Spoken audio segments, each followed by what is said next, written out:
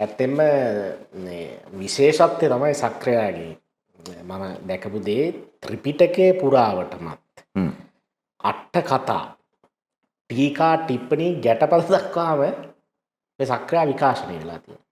ඒ වගේම තමයි ශ්‍රී ලංකාවේ වංශ කතා සාහිත්‍ය කියන කාරණාත් එක්ක. එතකොට දැන් මේ සක්‍රයා කියන එක්කෙනා අතරම මේ බුද්ධ ආගමට ආවේ කොහොමද කියන කාරණාව අපි බලන්න ඕනේ. ඇත්තටම සක්‍රයා බුද්ධ ආගමේ දෙවියෙක් නෙවෙයි. පැහැදිලිම කතාව. එයා අපිට අපි යාව භක්තිමත් කරලා උපාසක භාවයට පත් කරලා ඍග්වේදයෙන් අපිට අරගත්ත දෙවියෙක් තමයි සක්‍රයා. කියන්නේ යුද්ධයට අධිපතිනේ ඉන්ද්‍රනේ. ඉන්ද්‍ර තමයි අපි සක්‍ර කරලා අපි මේ අපේ බුද්ධ ආගමට ගත්තේ. උන්න ඔතනින් තමයි එතකොට හිතා ගන්න පුළුවන් මේකේ සාකච්ඡාවේ අවසානයේ කට්ටියට සක්‍රයා සම්බන්ධ සූත්‍ර වල තියෙන සාහිත්‍ය, අට කතා සාහිත්‍ය, ටීකා වංශ කතා සාහිත්‍ය ඔක්කොම ලියා ගන්න පුළුවන් වෙනවා මේ සාකච්ඡාවට අනුකූලව. දැන් මේ ප්‍රාග් බෞද්ධ දේවතා සමූහයේ ප්‍රධානියා සක්‍රයා කියන්නේ. නැත්නම් ඉන්ද්‍ර ඍග්වේදයේ ඉන්ද්‍ර කියන්නේ ප්‍රධාන දෙවියෙක්නේ. ඔව්. ඊළඟට මෙයාට පුරින්දද කියලාත් කියනවා. ජිනකාලමාලියට අනුව පුරින්දද කියන්නේ ඉන්දියාවේ සිටපු රජෙක්. ඒ ඔක්කාග වංශයට සම්බන්ධ මේවා කළේ. එහෙම මේ වැක්කුත් තියෙනවා.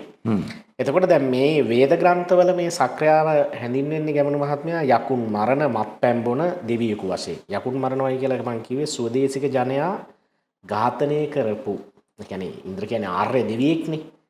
ඒකයි මේ යකුන් කියලා මම හැඳින්වුවේ ඒකයි. වර්ධිව දාගෙන ඇස් ලොකු මේ නෙවෙයි. මවිල් පිරිච්ච අය නෙමෙයි. ඔව් හොඳට මත්පැන් බොන ස්ත්‍රීන් ඇසුරු කරන ස්වදේශික ජනයා. නෑ මම කිව්වේ මේ යකුන් කියන එකෙන් අදහස් කරේ ස්වදේශික ජනයා.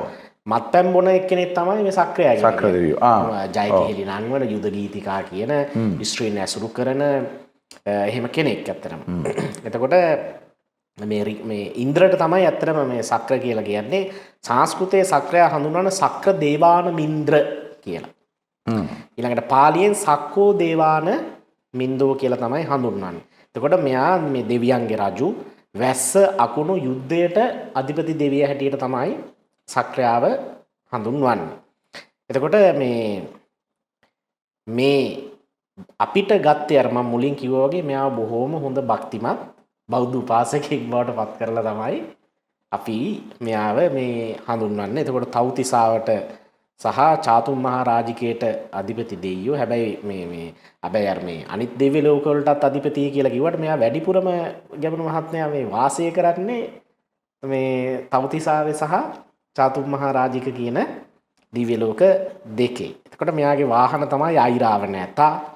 ඊළඟට ආයුධය වජ්‍රායුධය, රතාචාර්යවරයා මාතලි, වීණාවාදකයා තමයි පන්සිලු, මෙයාගේ නිර්මාණ ශිල්පියා විශ්වකර්ම, මෙයාගේ ආසනය පාණ්ඩු කම්බල සෛලාශනය කියලා මේ එතකොට වෙනම ඒක සියලුම දේවල් වලින් සමලංකృత කරලා තියෙනවා. සහ ඕකේ අනිත් කාරණාව ස්වාමින් වහන්සේ ඒ සක්‍රයාට අනුබද්ධ සෙසු අංගෝපාංග තියෙනවනේ. එතකොට ඒ අංගෝපාංග සියල්ලටත් සිංහල ජන සමාජය ඇතුලේ මට මේ හින්දු ජන සමාජය ඇතුලේ ඒක කොහොමද කතා වෙන්නේ කියන එක ගැන මට දැනීමක් නැහැ. සිංහල ජන සමාජය ඇතුලේ විශේෂ ස්ථාන සහ වෙන වෙන උපසංස්කෘතින් සෑහෙන්න හැදිලා තියෙනවා. උදාහරණයක් හැටියට එකක් කියන්නම්. අකුණු ගහලා මැරෙන්නේ සක්‍රයාගේ දඬුවමක් හැටියට කියලා මේ සිංහල ජන සමාජයේ විශ්වාසයක් තියෙනවානේ. පරණ විශ්වාසයක්. දැන් නම් කොහොම විශ්වාස කරනවද දන්න පරණ ජන සමාජයේ විශ්වාසයක් තිබිලා තියෙනවා. අකුණු ගහලා මිනිස්සු මැරෙන්නේ අර මේ නරක කරාට අර සක්‍රයා මොකද මෙයා අකුණු වලට අධිපතිනේ. මෙයාගේ දඬුවම් හැටියට තමයි පරණ සිංහල සමාජයේ එහෙම මේ ඒ කියන්නේ විශ්වාසයක් තිබිලා තියෙනවා. එතකොට මේ සක්‍රයාට කියන තවත් නමක් තමයි සුජම්පති. ඒකේ තේරුම තමයි සුජා කියන අසුර කාන්තාව එයාගේ භාර්යාව වෙලා තියෙනවා. සුජා කියන්නේ වේපචිත්‍ය අසුර රජුගේ කුමරිය. දැන් ඔබතුමාට ලිහෙනව ඇති මේ ඉන්දු ආර්ය මේ ආර්ය සහ ස්වදේශික ජනතාව අතර ගැටණයේදී රාජ්‍ය සමතුලිතභාවය ආරක්ෂා කර ගන්න මොකද කරලා තියෙන්නේ අර ස්වදේශික කාන්තාවොත් විවාහ කරගෙන තියෙනවා. මේකේ විශේෂත්වය තමයි මෙයාගේ ප්‍රියතම කුමරිය කියලා තමයි කියන්නේ කවුද? සුජා. ගෝත්‍රික ගෑල්ලා මේක උනාට කුමරියක් උනාට එතකොට මෙයාගේ මේ අවසන් මිනිස් භවය මගමානවකයා ලෙස සඳහන් කරලා තිනවා කුලාවක ජාතකයේ. ඊළඟට සංයුත්ත නිකායේ සක්ක සංයුත්තේ සක්‍රයා සම්බන්ධ විශාල විස්තර රාශියක් තියෙනවා. අර බුදුමමට අර සූත්‍ර කීපයක් කිව්වේ අර කොයිද කට්ටියක් අර ටිකක් සක්‍රියා වෙන විදිහකට විග්‍රහ කරලා තිබ්බ. ඔව් ඔය කියන්නේ සූත්‍ර ටික එහෙම තියෙන්නේ මේ ඔය සක්ක සංයුත්තේ. එතකොට ඔය දික්පති, තවුදිපති, සුරපති, සුරපති, දසස් කියලා සහසස් ඒකට මම ලස්සන කතා කියන්න ඔය නම්මාවේ කියන එක සහසස් ඔය ඔක්කොම නම් සක්‍රයාට තමයි සක්‍රයාට කියනවා. ඊළඟට වල්හල්ලාවේ කියන ස්කැන්ඩිනේවියානු රටවල් වල ඒගොල්ලන්ගේ දේව මණ්ඩලයක් තියෙනවා වල්හල්ලාව කියලානේ කියන්නේ. ඒගොල්ලෝ අන්න ඒකේ තෝර් කියන දෙවියා තමයි මේ සක්‍ර කියලා කියන්නේ.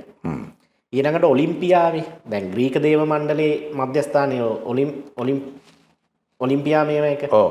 එතකොට ඒකේ ග්‍රීක දේව මණ්ඩලයේ සියුස් දෙවියන්ගේ ප්‍රධානියා. එයාත් අකුණට අධිපතිනේ. එයාත් මේ ස්කෝලර්ස්ලා කියන කාරණාව තමයි මේ සක්‍රයාම තමයි කියලා. සක්‍රයාම තමයි. ඊළඟට රෝමන්වරුන්ගේ ජුපීටර් කියන දෙවියා.